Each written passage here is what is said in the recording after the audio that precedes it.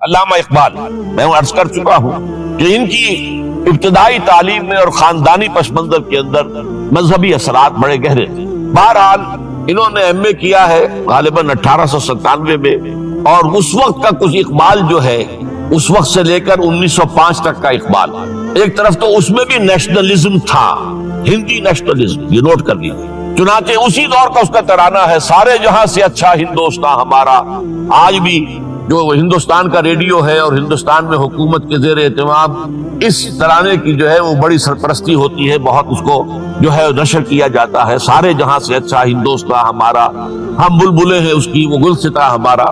بلکہ اس زمانے میں ایک ایسا شعر بھی انہوں نے کہا ہے جس کی کہ پھر شدید ترین نفی بعد میں ان کے اشعار سے ہوئی ہے۔ انہوں نے ایک نیا شوالہ کے نام سے جو نظم لکھی کہ سچ کہہ دوں اے برہمن گر تو برا نہ مانے، تیرے صنم قدوں کے بت ہو گئے پرانے۔ اسی میں ایک شعر ہے کہ پتھر کی مورتوں میں سمجھا ہے تو خدا ہے، خاک وطن کا مجھ کو ہر ذرہ دیوتا ہے، خاک وطن کا مجھ کو ہر ذرہ دیوتا ہے۔ اس درجے گہرا انڈین نیشنلزم اقبال کے اندر بھی موجود تھا۔ لیکن جب اقبال انگلستان گئے ہیں، یہ 28 برس کی عمر میں انگلستان گئے سن 1905 میں، اور 3 سال وہاں رہے انگلستان اور جرمنی، اور بیرسٹری بھی کی، اور چونکہ فلسفی تھے پی ایچ ڈی بھی کر کے آئے۔ اس عرصے میں معلوم ہوتا ہے کہ اقبال کی قلب ماہیت ہو۔ یہ میرا ایک تجربہ ہے، بڑا پرانا ہے، میرا مشاہدہ تھا۔ 1970 میں پہلی مرتبہ میں انگلستان گیا تھا، میرے چھوٹے بھائی وہاں زیر تعلیم تھے، انہوں نے بلایا تھا۔ وہاں میں نے دیکھا کہ یونیورسٹیوں میں پڑھنے والے ایک P H D, 2 P H D کرتے ہوئے لوگ بیٹھتے ہیں، جمعے کے روز قرآن پڑھتے ہیں، درس قرآن ہوتا ہے، اور وہ ایک دوسرے سے قرآن پڑھ کے سنتے بھی ہیں تاکہ جو تجوید کی غلطیاں ہوں ان کی تصحیح ہو سکے۔ اور میں نے سوچا کہ پاکستان میں اس سطح کے لوگ جو ہیں کبھی اس قسم کی مصروفیت میں مبتلا مجھے تو نظر نہیں آیا۔ تو اس کا مجھے ایک اصل میں تجزیہ میرا یہ تھا کہ جن لوگوں کی بنیادی تربیت میں اور خاندانی اثرات میں مذہب کا ایلیمنٹ موجود ہوتا ہے، چاہے وہ ہندوستان میں رہتے ہوئے وہ زیادہ ظاہر نہ ہو، نمایاں نہ ہو، اس کے آثار سامنے نہ آئے، لیکن جب وہ ایک مخالف ماحول میں پہنچتے ہیں، اس مخالف ماحول میں ان کے اندر کا وہ چنگاری ان کی جو ہے وہ شعلہ بن کر بھڑکتا۔ چنانچہ یہ معاملہ میں نے پھر بعد میں امریکہ میں بھی دیکھا، ہر جگہ دیکھا ہے کہ وہاں 2 نتیجے ہوتے ہیں، یا تو یہ کہ ایک آدمی ڈاؤن دی ڈرین گیا تو وہاں کی تہذیب میں رگا گیا شراب اور یہ اور وہ اور رقص اور سب یہ ساری چیزیں آ گئی، اور یا پھر جو بچ گیا جس کے اندر دین کا کوئی حمیت کا شائبہ تھا وہ پھر بھڑکتا ہے، پھر وہ ایکٹیوسٹ ہوتے ہیں، وہ کام کرتے ہیں۔ لہذا یہ معاملہ جو ہے علامہ اقبال کے ساتھ پیش آیا، اور خود انہوں نے کہا بھی ہے مسلمان کو مسلمان کر دیا طوفان مغرب نے۔ وہاں سے جب یہ واپس آئے ہیں تو اب نوٹ کیجئے 1908 سے 1930 تک یہ جو 22 برس ہیں، علامہ اقبال نے کیا کیا نوٹ کیجئے۔ وہ آپ جانتے بھی ہیں، میں صرف گنوا رہا ہوں۔ اسلام کے نظام فکر اور فلسفہ اور حکمت کو بیان کیا، اپنی شاعری کے ذریعے سے بھی، اپنی نثر کے ذریعے سے۔ قرآن کی ایک نہایت جدید اور بہت عمدہ تفسیر، اگرچہ تفسیر کے نام سے آپ کو کہیں تفسیر اقبال نہیں ملے گی، لیکن کلام اقبال خود تفسیر ہے۔ وہ دعویٰ کرتا ہے کہ میرے پیغام میں سوائے قرآن کا کچھ نہیں ہے۔ گر دلم آئی نئے بے جوہرست، ورب حرفم غیر قرآن مزمرست، پردہ ناموس فکرم چاک کن، ای خیابہ راز خارم پاک کن۔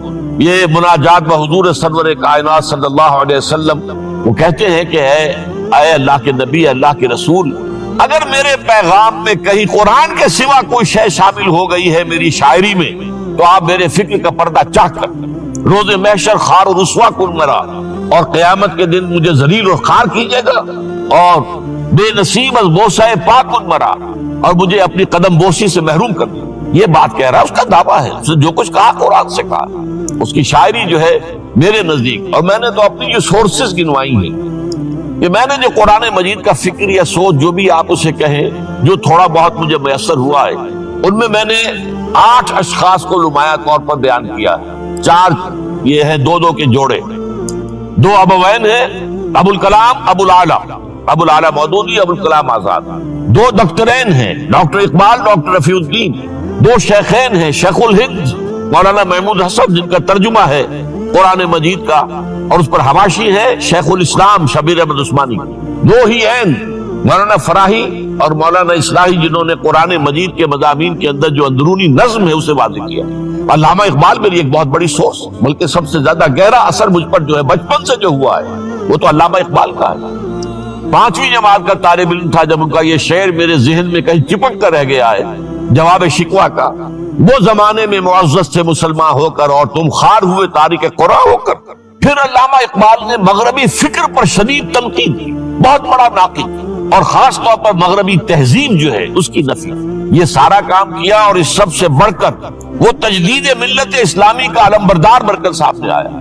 اس نے خوشخبری دی کہ دنیا میں اسلام کے غلبے کا دور آنے والا ہے. ملت اسلامیہ جو اس وقت دبی ہوئی ہے، پسی ہوئی ہے، پوری دنیا میں پامال ہے. آپ کو معلوم ہے کہ پہلی جنگ عظیم کے بعد کیا صورت ہو گئی تھی؟ سلطنت عثمانیہ کے جب دھجیاں بکھیر دی گئی اور کولونیل امپیریلزم جو ہے پورے عالم اسلام پر حکمران تھا، پورا عالم اسلام جو ہے محکوم. اگرچہ یہ دبے ہوئے ہیں، پسے ہوئے ہیں، گرے ہوئے، لیکن ان کا دوبارہ غلبہ ہوگا، یہ ابھریں گے. ملت اسلامیہ کی تجدید ہوگی، اسلام کی نشت ثانیہ ہوگی، اسلام کے روشن مستقبل کے مبشر بن کر علامہ اقبال سامنے آئے. اور ایک اور جو بہت بڑا کام کیا وہ وہی وطنی قومیت کی شدید نفی، بلکہ شدید کا لفظ بھی کافی نہیں ہے، شدید ترین نفی کی. اس لیے کہ اس وقت وطنی قومیت جو ہے اس وقت مسلمانوں کو اپنے اندر انگلف کرنے کے لیے پوری قوت کے ساتھ زور لگا رہی. میں نے علامہ اقبال کے حوالے سے جو باتیں کی ہیں کہ احیاء فکر اسلامی اور تجدید ملت اسلامی، اس کے ساتھ ساتھ ہندوؤں میں کیا ہو رہا تھا اس دور میں، ان کے ہاں بھی ان کی مذہبی تجدید کا عمل بڑی شدت کے ساتھ شروع ہوا. اس میں بھی چند ناموں کا میں تذکرہ کرنا چاہوں گا. بنکم چٹرجی، اس نے بندے ماترم کا یہ جو ترانہ ہے آج بھی بھارت کے اندر مجبور کیا جا رہا ہے مسلمانوں کو بھی کہ وہ بھی اسکولوں کے اندر یہ ترانہ پڑھیں، اور ابھی مسلمان رجسٹ کر رہے ہیں. اس میں وہ زمین کی بندگی، بھارت ماتا ہم تیرے بندے، اور یہ جو ہے ہندو رینائسنس کا ایک بہت بڑا جو ہے یوں سمجھیے کہ علم بردار. پھر دوسری شخصیت سامنے آئی، راجا رام موہن. یہ شخص بہت بڑا فاضل، بڑا عالم، 10 کے قریب زبانیں جو ہے ان کا ماہر، جس میں یورپینز بھی اور ایسٹ. پھر یہ کہ یہ مسلمانوں کا ہمدرد بن کر آیا. انگریز نے جب یہاں پر ان کے پادریوں نے تسلیس کی تلقین شروع کی ہے تو آئینہ توحید کے نام سے اس نے کتابچہ لکھا اس کی نفی کے لیے. اس حوالے سے یہ کچھ ایسی شخصیت بننے کی کوشش کر رہا تھا کہ مسلمان بھی اس کو قبول کریں. اور اس کے بعد پھر اس نے برہمو سماج کے نام سے ایک ادارہ قائم کیا. یہ وہی تھا کہ جو اس سے پہلے اکبر نے جو فلسفہ دیا تھا دین الہی، بھئی اللہ کا معاملہ کرو، صرف اللہ کو سب مانتے ہیں، صرف نام ہے مختلف ہے. کسی نے کوئی نام رکھ دیا، کوئی مہادیو کہتا ہے، کوئی کچھ کہتا ہے، کوئی گاڈ کہتا ہے، سب خدا کو سب مانتے ہیں. یہ جو رسالت کا معاملہ ہے اور شریعت کا معاملہ ہے، یہ فساد کی جڑ ہے. رسالت کی بنیاد پر شریعتیں مختلف، عبادتیں مختلف، ذرا اس کو پیچھے ڈالو. تو دین اکبری یا دین الہی اس کا نام تھا. اس کے اندر بھی در حقیقت کوشش یہ تھی کہ تمام مذاہب کو ایک ہاون دستے میں ڈال کے اور اس کو کوٹ کے اور چھان پیس کے ایک صفوف بنا کر ایک کامن مذہب ہندوستان کا وجود میں لایا جائے. بہرحال اس وقت اللہ تعالیٰ نے کھڑا کیا ہے حضرت مجدد الفسانی رحمۃ اللہ علیہ کو کہ جنہوں نے اس فتنے کی سرکوبی کی. اس نے بھی مجلس ازدی کے نام سے ایسا ہی ادارہ شروع کیا، اور یہ گویا کہ ٹھنڈی چھری کے مانند، اس لیے کہ اسلام کا دار و مدار تو رسالت پر ہے. بقول اقبال بمصطفیٰ برسا خویش را کے دی ہماؤس، اگر بؤول رسیدی تمام بول حبیست. اسلام کا تو سارا معاملہ، دین جو ہے اس کا سارا جو مدار دار و مدار ہے وہ رسالت پر ہے، نبوت پر ہے. اسی پر شریعت کا سارا دار و مدار ہے. رسالت سے کاٹ دیجئے، حدیث سے کاٹ دیجئے، سنت سے کاٹ دیجئے، تو پھر قرآن کو پھر موم کی ناک بنا کر جو چاہیں آپ تعبیر کر لیں، جو چاہیں تشریح کر لیں، جدھر چاہیں اسے موم کی ناک کی طرح بوٹ کر لے جائیں. بہرحال اس معاملے میں بھی پھر ایک تیسری تحریک جو شروع ہوئی وہ بہت ملیٹنٹ تھی، آریہ سماج، دیانند سرسوتی جی.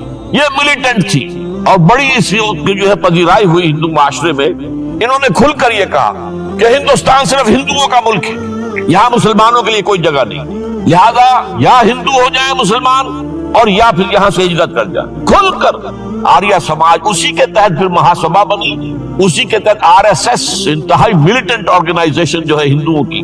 یہ سب جو ہے دیانند سرسوتی کا. یہ اسی طریقے سے پھر شدھی کی تحریک شروع ہو چکی تھی، ریکلیم کرو مسلمانوں کو. یہ ہم ہی میں سے تھے، ان کے آباء و اجداد کہیں جو ہے مسلمان ہو گئے، انہیں واپس لو. चुनाचे राजस्थान के इलाके में जहां बड़ी जहालत थी, मुसलमानों में इल्म नहीं था, बस कहीं बुजुर्गों के किसी जेर असर फैज से किसी सूफी के वो इस्लाम तो ले आए लेकिन तरबियत का कोई इंतजाम हुआ ही नहीं, मुसलमान हुकूमतों ने किया ही नहीं, कुछ भी नहीं किया। तो नतीजा ये निकला कि बड़े पैमाने पर शुदी की तहरीक हो रही थी। मेवात के इलाके में बड़ी तेजी के साथ मुसलमान जो मेव थे वो हिंदू हो रहे थे। उसी पर तहरीक उठाई है मौलाना इलियास रहमतुल्लाह अलैह ने, उनका मुकाबला करने के लिए, उस तहरीक का, उस सुन्नी की तहरीक का मुकाबला करने के लिए ये तबलीगी जमात का निजाम बनाया था कि बस 6 बातें लो और जाओ, देहात में जाओ, चने लेकर गुड़ लेकर जाओ, किसी का खाना ना खाओ, अपना खाना खाओ, कोई तनख्वाह नहीं और दीन की तबलीग करो। ये निजाम उनका दर हकीकत इसी सुन्नी की तहरीक के जवाब में शुरू हुआ। फिर संगठन की तहरीक शुरू हुई कि हिंदुओं को सबको जमा कर लिया जाए। अब इस एतबार से जरा नोट कीजिए, अल्लामा इकबाल ने जो नफी फिर वतनियत की है, इत्तेफाक से यहाँ ये अशार लिखे हुए हैं, इस दौर में मैं और है, जाम और है, जम और, साकी ने बिना की रविशे लुत्फो सितम और, तहजीब के आजर ने तरशवाए सनम और, मुस्लिम ने भी तामीर किया अपना हरम और, इन ताजा खुदाओं में बड़ा सबसे वतन है, जो पैरहन इसका है वो मजहब का कफन। अब जरा कल्बे माहियत का अंदाजा कीजिए, वही शख्स जो कह रहा था कि खाके वतन का मुझको हर जर्रा देवता है, वो आज इस वतन को एक सबसे बड़ा बुत करार देकर और उसका कला कमा करने के लिए किस कदर जोरदार अल्फाज जो है, और यही दूसरी तरफ ये बुत के तराशीदा तहजीब नवी है। ये जो नेशन स्टेट का तस्वुर है, ये 18वीं सदी से यूरोप में शुरू हुआ नेशन स्टेट। एक मुल्क में रहने वाले सब शहरी हैं, बराबर हैं, और उनके अंदर मजहब का इख्तलाफ हो, ये उसका कोई हैसियत नहीं। मजहब तो प्राइवेट मामला है, हाँ, जो सरकारी सतह पर होगा मामला, इज्तिमाई मामला जो है वो किसी मसले से तय नहीं होंगे। ये नेशन स्टेट का तस्वुर, ये बुत के तराशीदा तहजीब नवी है। गारत करे काशाना दीन नबवी है, बाजू तेरा तौहीद की कुव्वत से कवी है, इस्लाम तेरा देश है तो मुस्तफवी है, न ज़ारा देरी न जमाने को दिखा दे, ए मुस्तफवी खाक में इस बुत को मिला। इससे भी ज्यादा मुझे मिला है एक उनके तख्ता जो है, मंजिले राह रवां दूर भी दुश्वार भी है, कोई इस काफिले में काफिला सालार भी है, बढ़ के खैबर से है ये मार्का दीनो वतन। खैबर, गज़वा खैबर से कहीं बढ़कर ये दीनो वतन का मार्का, ये हमारे नजदीक हमारी कौमियत की बुनियाद हमारा दीन। आज दुनिया ये कहती है कि कौमियत की बुनियाद वतन है, ये जो मार्का दीनो वतन है, बढ़ के खैबर से है ये मार्का दीनो वतन। इस जमाने में कोई हैदर कर्रार भी है। तो वाकया ये है कि अल्लामा इकबाल ने इस सिलसिले में वो रोल भी प्ले किया कि जो हजरत मुजद्दिद अल-फिसानी रहमतुल्लाह अलैह ने दीन अकबरी का कला कमा करने में अदा किया था, और इसमें कोई शक नहीं है। इस एतबार से मैं कहा करता हूँ कि हजरत मुजद्दिद अल-फिसानी के बुरूज की हैसियत रखते हैं अल्लामा इकबाल, और उनको जो गहरी निस्बत थी, हाजिर हुआ मैं शेख मुजद्दिद की लहद पर, वो खाक के है जेर फलक मतले अनवार, गर्दन न झुकी जिसकी जहांगीर के आगे, जिसके नफसे गर्म से गर्मी अहरार, वो हिंद में सरमाया मिल्लत का निगहबां, वो हिंद में सरमाया मिल्लत का निगहबां। मिल्लत का सरमाया तो सारा का सारा जो है ईमान पे रिसालत से। आप हजरत मुजद्दिद अल-फिसानी के खुतूत पढ़िए, सबसे ज्यादा जोर इताअत रसूल, इताअत रसूल, इताअत रसूल, इताअत रसूल। जिसकी जड़ काटने की कोशिश की थी दीन इलाही के जरिए से अकबर ने, उसको दोबारा मुस्तकम किया है वो मुजद्दिद अल-फिसानी रहमतुल्लाह अलैह ने।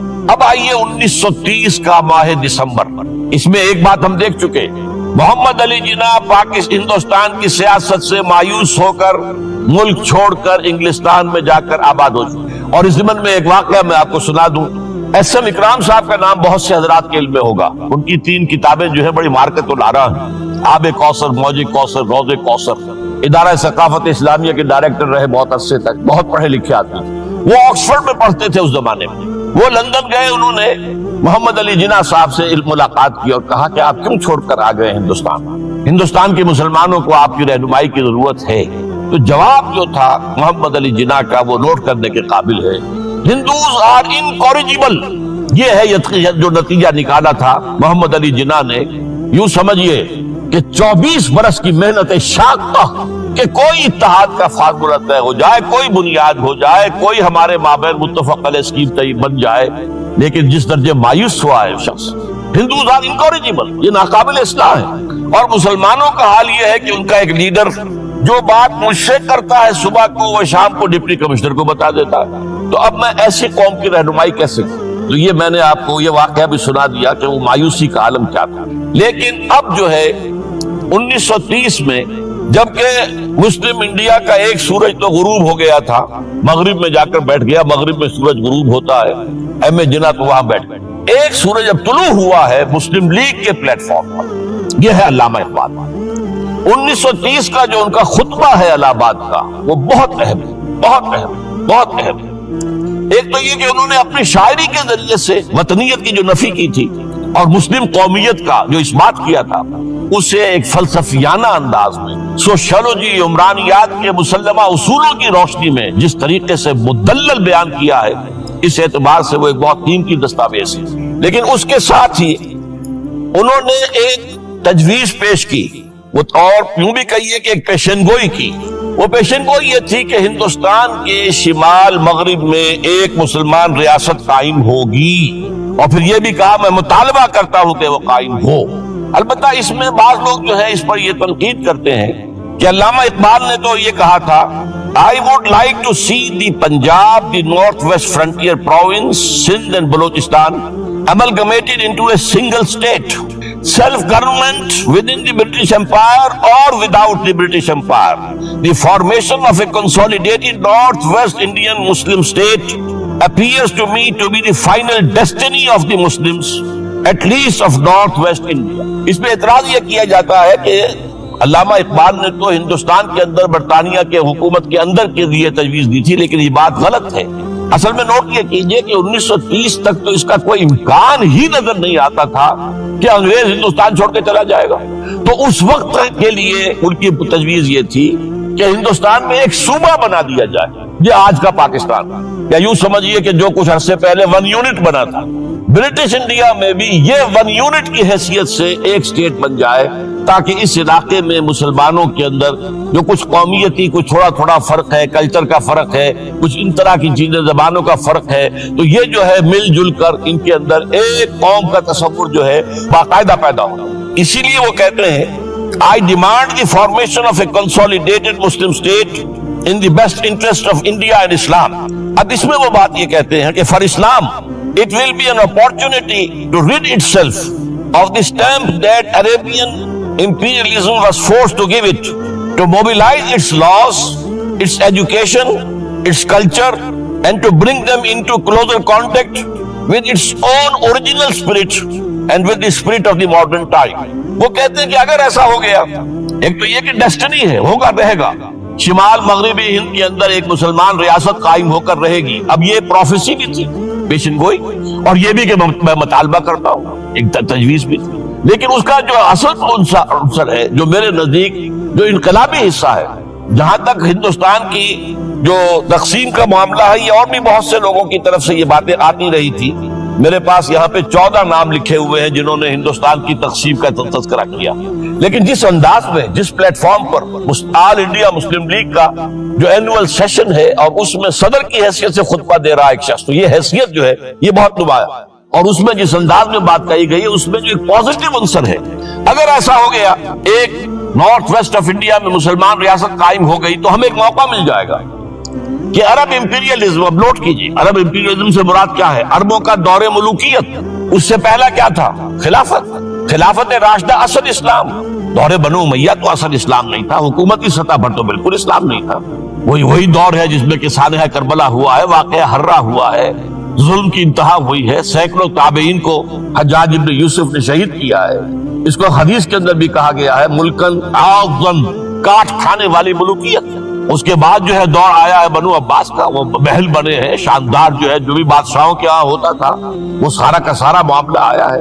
تو اب دنیا اسلام کو ان کے آئینے میں دیکھتی ہے، وہ سمجھتی ہے یہ اسلام ہے، لہذا اس میں تو کوئی شے ایسی نہیں ہے جو اٹریکٹ کر سکے، جو کسی قوم کو اسلام کی طرف جو ہے وہ کھینچ سکے.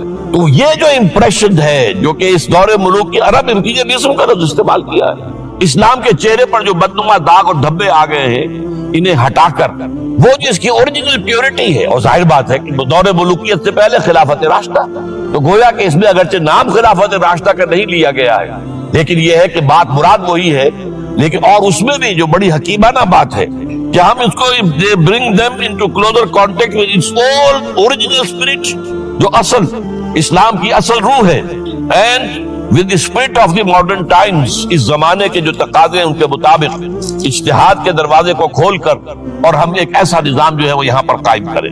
یہ ہے وہ چیز کہ جس نے تحریک مسلم لیگ کے اندر ایک مثبت جذبہ، یہ نوٹ کر لیجئے میرے الفاظ، 1906 سے لے کر 1930 تک تحریک مسلم لیگ صرف ایک منفی موٹیو پر چل رہی تھی، منفی، نیگیٹو، خوف، ہندو کا خوف، ہندو دبا لے گا، ہندو ایکسپلائٹ کرے گا، ہندو معاشی طور پر بھی، تہذیبی طور پر بھی، ثقافتی طور پر بھی، مذہبی طور پر بھی شدی کی تحریک چل رہی ہے، ہمیں راستہ دکھایا جا رہا ہے، ہندوستان چھوڑ دو اور بھاگ جاؤ، چلے جاؤ۔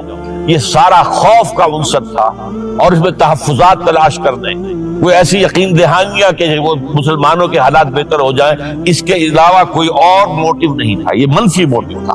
اور اس کی وجہ ساتھ ہی یہ ہے کہ مسلم لیگ اس وقت تک کوئی عوامی جماعت تھی ہی، بلکہ کچھ خواص، اونچے لوگ، نوابوں اور نواب زادوں اور ان ایسے لوگوں کی جو ہے یہ ایک جماعت تھی۔ لیکن 37 میں جو یہ انجیکشن لگا ہے یہ پوزیٹیو ہے۔ اس کی مثال میں دیا کرتا ہوں کہ کوئی مریض پڑا ہوا اپنے بیڈ پر اور گلوکوز کی بوتل لگی ہوئی ہے اور ایک ٹیوب چل رہی ہے، تو اس کے اندر ہی کوئی اب انجیکشن لگانا ہے تو اس ٹیوب میں لگا دیتے ہیں، ایسا نہ ہو کہ کوئی اور پرک دینی پڑے مریض کو اور اسے تکلیف ہو۔ تو گویا کہ مسلم لیگ کا جو بھی وہ ایک نظام تھا اس میں ایک انجیکشن لگایا ہے علامہ اقبال نے 1930 کے خطبے میں۔ اگلی بات، اس کے بعد یہی انجیکشن علامہ اقبال نے لندن میں مسٹر محمد علی جناح کے ذہن و فکر میں لگایا ہے۔ اس کا واقعہ کیا ہے؟ 3 گول میز کانفرنسیں ہوئی تھی، پہلی اور دوسری میں محمد علی جناح بھی شریک تھے، تیسری 1932 میں ہوئی اور وہ شریک نہیں ہوئی، اس لیے کہ وہ سیاست چھوڑ چکے، وہ تو سیاست کو خیر بات کہہ کر پریکٹس کر رہے تھے، لیکن علامہ اقبال اس میں گئے تھے، وہاں موقع ملا، قریبی ملاقاتیں ہوئیں، گفتگویں ہوئیں، اور ان ملاقاتوں کے نتیجے میں یہی انجیکشن علامہ اقبال نے محمد علی جناح کے ذہن اور فکر کے اندر لگایا ہے کہ بات کرو اسلام کے احیاء کی، وہ چیز کہ جو مسلمانوں کے جذبات کے اندر گرمی پیدا کرے، حرارت پیدا کرے۔ اس حوالے سے یہ جو انجیکشن لگایا گیا ہے اسی سے پھر یہ کہ ان کے مزاج کے اندر ایک تبدیلی آئی، کچھ اور لوگوں نے بھی انہیں کہا ہوا تھا، لیکن یہ کہ خاص طور پر یہ بات اقبال کی تھی جس کی اپنی ایک حیثیت تھی۔ بہرحال 1934 میں ایم اے جناح واپس آ گئے، پھر انہیں مسلم لیگ کا تا حیات صدر بنا دیا گیا، پھر انہوں نے مسلم لیگ کو سنبھالا ذرا، لیکن 1936 کے الیکشن جو آئے یہاں پر اس میں کانگریس پوری اوور ویلمنگ میجورٹی سے جیت گئی۔ ابھی محمد علی جناح کو موقع ملا ہی نہیں تھا کہ ابھی مسلم لیگ کو سنبھال سکتے، اور ان جو وزارتیں بنی تھی اس دور میں کانگریس کی، انہوں نے جو سلوک مسلمانوں کے ساتھ کیا، جو مظالم ڈھائے، جو انہیں دبایا اور ان کے حقوق کو پامال کیا، اس سے وہ نیگیٹو جو ایک موٹیو تھا وہ بھی اور قوی ہو گیا۔ اور اس کے بعد پھر محمد علی جناح نے 1937 سے لے کر 1947 تک، ایک لفظ میں استعمال کر رہا ہوں آپ گھبرا نہ جائیں، 1937 سے 1947 تک اسلام کی قوالی گائی، پورے 10 برس اسلام اسلام اسلام اسلام، ہمیں اسلام چاہیے، اسلامی تہذیب ہم چاہتے ہیں، اسلامی قانون ہم چاہتے ہیں، ہمارے قوانین اور ہیں، ہمارا مذہب نہیں ہے، وہ دین ہے، وہ زندگی کے تمام معاملات پر۔ یہ جو ہے میں قوالی اس لیے کہہ رہا ہوں کہ قوالی میں تکرار ہوتی ہے، جس تکرار کے ساتھ یہ اب اس موقع پر آ کر محمد علی جناح قائد اعظم بن گئے۔ مسلمانوں کے دلوں کی بات، اقبال نے جو ولولہ پیدا کر دیا تھا، ایک ولولہ تازہ دیا میں نے دلوں کو، لاہور سے تا خاک بخارا اور سمرقند، وہ جو ولولہ تھا، جو غلغلہ تھا، اب محمد علی جناح کی زبان سے جب وہ بات آئی ہے تو یہ مسلمانوں کے دل کی آواز تھی، ان کی روح کی پکار تھی۔ لہذا اب مسلم لیگ ایک عوامی جماعت بنی اور محمد علی جناح اب قائد اعظم قرار پائے۔ اب اس معاملے میں میں چاہتا ہوں ذرا، کیونکہ یہ بات نئی سی ہوگی، میرے اس تجزیے کے روح سے نظریہ پاکستان اسلام اور اسلام کا احیاء خلافت راشدہ کے مفہوم، اور اس کا خالق اقبال ہے، اس میں کوئی شک نہیں۔ قائد اعظم تک بھی یہ بات پہنچانے والا اقبال، اور پھر اسی پر قائد اعظم نے عمل کیا ہے۔ تو اس چیز کو بہت سے لوگ جو ہیں آسانی کے ساتھ تسلیم نہیں کریں گے، لیکن میں یہ چاہتا ہوں کہ خود قائد اعظم نے علامہ اقبال کے بارے میں جو کچھ کہا ہے اس کی 2 کوٹیشنز آپ کے سامنے رکھیں۔ کلکتہ 21 اپریل 21 اپریل 1938 کو علامہ اقبال کا انتقال ہوا. اس وقت کلکتے میں ایک بہت بڑا جلسہ ہو رہا تھا فلسطین کے مسئلے پر غور کرنے کے لیے. قائد اعظم اس کے چیف مقرر تھے. اب یہ خبر پڑھیے. A mammoth public meeting of the Muslims of Calcutta was held on the football ground on 21st April to consider the Palestine problem. But it was converted into a condolence meeting to mourn the death of Allama Iqbal. Mr. M.A. Jinnah said that the sorrowful news of the death of Dr. Sir Muhammad Iqbal had plunged the world of Islam in gloom and mourning. Sir Muhammad Iqbal was undoubtedly one of the greatest poets, philosophers and seers of humanity of all times. Note kijiye, one of the greatest poets, philosophers and seers, جن کو کہ مستقبل کو دیکھنے کی صلاحیت ہوتی ہے, جن کی نگاہ گاہ میری نگاہ تیز چیر گئی دل وجود, جس کے بنا پر آب روان کبیر تیرے کنارے کوئی دیکھ رہا ہے کسی اور زمانے کے خواب. یہ علامہ اقبال نے جو کچھ دیکھا تھا اسلام کے مستقبل کے بارے میں. He took a prominent part in the politics of country and in the intellectual and cultural reconstruction of the Islamic world. His contribution to the literature and thought of the world will live forever. اب آخری جملہ سنیے غور سے. To me, he was a personal friend, number 1, philosopher, number 2, and guide, number 3, and as such the main source of my inspiration and spiritual support. کوئی شک اس کے بعد رہ جاتا؟ اور یہ الفاظ کون کہہ رہا ہے؟ یہ محمد علی جناح ہے. لفاظ آدمی نہیں ہے وہ کوئی شعلہ بیان خطیب جو الفاظ جو ہیں اس کے ابار لگا دے نہیں.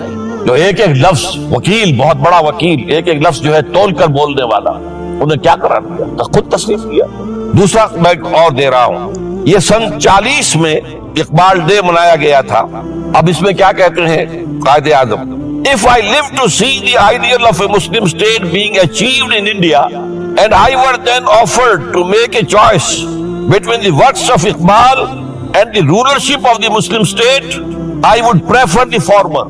اگر ہم کامیاب ہو جاتے ہیں کہ اسلامی ریاست قائم کرنے میں, مسلمان ریاست قائم کرنے میں, اور اس کے بعد میرے سامنے چوائس رکھا جاتا ہے کہ یا تو علامہ اقبال کا کلام لے لو اور یا حکومت کے سربراہ بن جاؤ, تو میں علامہ اقبال کے کلام کو ترجیح. اور سنیے. Continuing, Mr. Jinnah said that in April 1936 he thought of transforming the Muslim League, which was then only an academic institution, into a parliament of the Muslims of India. From that time to the end of his life, he continued. Iqbal stood like a rock by him. Iqbal, Mr. Jinnah said, was not only a great poet who had permanent place in the history of the world's best literature. He was a dynamic personality who during his lifetime made the greatest contribution towards rousing and developing of Muslim national consciousness. اب اس کے بعد جو ہے نظریہ پاکستان کیا تھا اور اس کا خالق کون تھا, اس کو اچھی طرح سمجھ